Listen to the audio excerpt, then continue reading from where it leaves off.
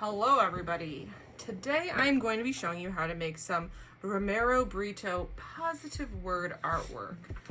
And this is an example of what it could look like.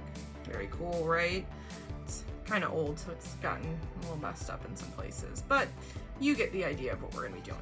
So the first thing you need to do is online I have posted this list of positive words. And what you need to do is find a positive word from the list and raise your hand and let me know. And I will be marking off who has what word. No two people can have the same word. There are 35 words in here. That is way more than you need. So everyone should have a different word. And if you noticed, I tried to keep the words kind of short, not super long words. If you can think of another word that you'd like to use, you can go ahead and, tell me, and I might be like, yeah, that sounds good, or I might be like, oh, that's real long, because you only have so much space on your paper, and if the word's really long, like say, legendary, you're gonna run out of space. It's gonna be real difficult. So make sure that you've okayed the word with me, and then you may get started. So, to get started, you're gonna put your name on your paper, and then flip it over like this so you have a nice beautiful white piece of paper. Now notice my paper is much skinnier than my normal paper, much longer, so that way we can fit the word in. So if my paper goes out of frame for a little bit, sorry, it's the best I can do because the paper is so long. So I'm gonna pick a word, and just for the sake of the video, so it's not super long, I'm gonna pick a short word, So the first thing you do, pick your word. I'm gonna pick the word joy. And now what I want to do is I want to write the word joy on here. Now I don't want it super small. I don't want it really tiny. I want to make sure my letters go from the top of my paper to the bottom of my paper. And I want them to be as wide as possible. Since I have only 3 letters, I got pretty big space to fill up. And I'll show you a little trick on making sure your words fit on your paper. Okay?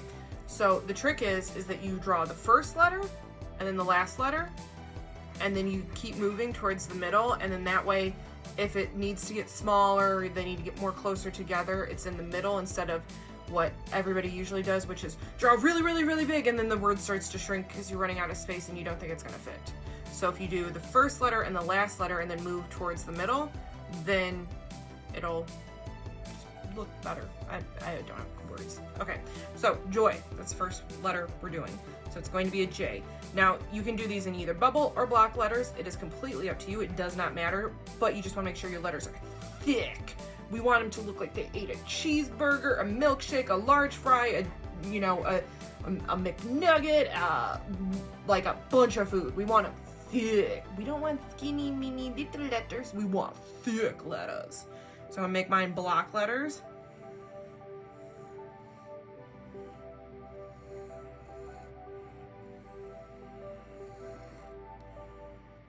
That is a thick J. That is what we want. Now I'm going to do my last letter over here, which for joy is J-O-Y. So I'm going to do my Y over here. Thick letters.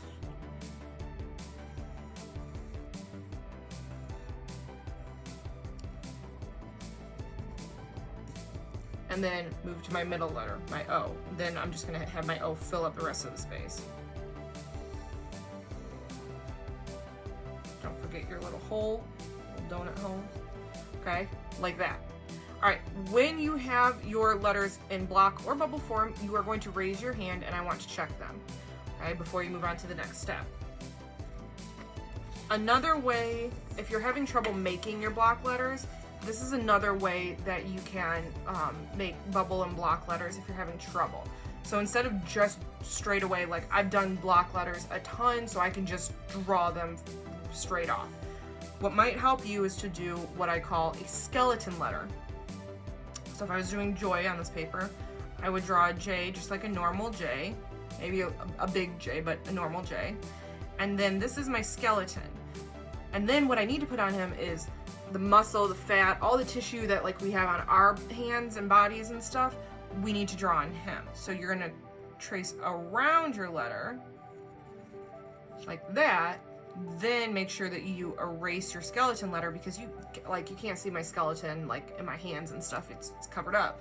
So we can't see your skeleton letter. Same idea. just like that. You could do that with any letter.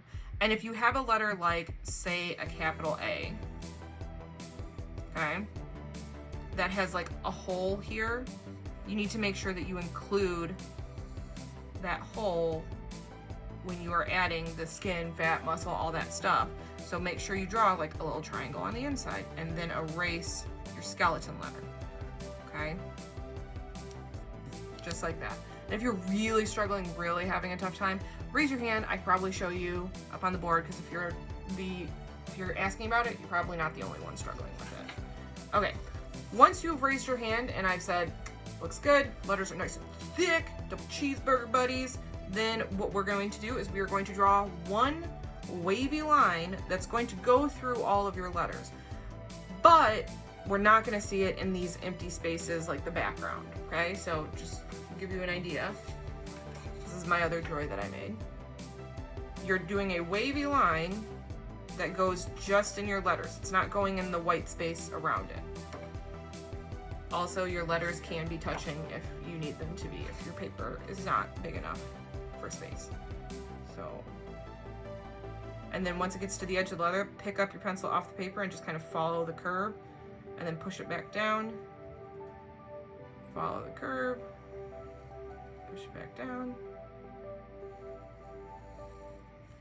Perfect, just like that. So now I have a top part and a bottom part. And the next thing you're going to do is you are going, think about Romero Britto. Think about what he added in his artwork. What do you think we're going to do next? If you said add pattern, like I have in my joy, you would be correct. So the next thing we're going to do is we're going to add patterns to the top and bottom of our letters. But your patterns cannot repeat, and they can't be the same. So if I have stripes up here, can I do stripes down here? No, I cannot. If I have polka dots here, can I have polka dots here? No. If I have polka dots here, can I have polka dots here? No, because they can't repeat, remember? There's a pattern idea sheet online that you guys can look at to help you guys come up with patterns, because even I have trouble coming up with patterns. If I'm doing anything with patterns, I can think of like 4 off the top of my head, and then I'm like, okay, I need help. And that's okay. You need to be inspired. So I'm going to start adding my patterns with my pencil.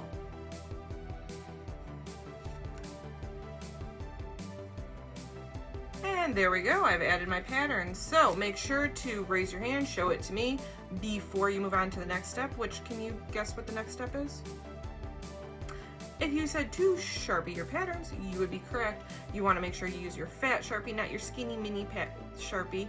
If you have some patterns that you're struggling with a fat Sharpie and need to switch to skinny, that's all right, I guess, but we want fat because we want it to try to look like Romero Britto's artwork, and his had nice thick outlines like this.